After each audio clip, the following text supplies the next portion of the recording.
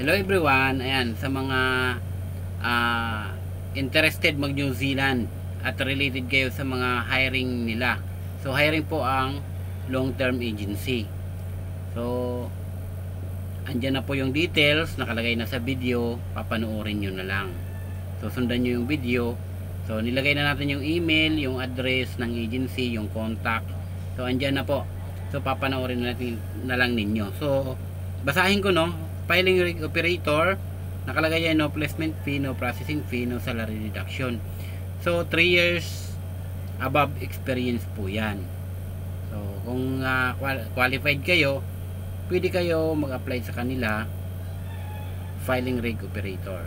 So meron din silang hiring na fire alarm technician, no placement fee din, processing fee, and no salary reduction. MIG welder, ayan.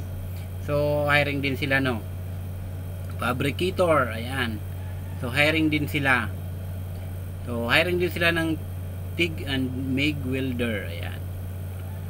So pipe welder, ayan, dami nilang hiring. So kung qualified kayo, pwede kayo mag-apply. Yan yung mga requirements nila, no. Certificate of employment from all companies where you were employed. Employment contract, OFW information sheets, passport copy, valid NBI clearance, company ID, digital photo, training certificate, education certificate. Ito pwede nyo yan ipahuli. So ang unahin lang ninyo pag mag-apply kayo, yung resume niyo dapat updated. So kailangan updated yung resume niyo. So tapos dapat maganda yung pakagawa ng resume niyo, kasi New Zealand po yan, hindi yan kung saang country lang. So dapat maganda yung pakagawa.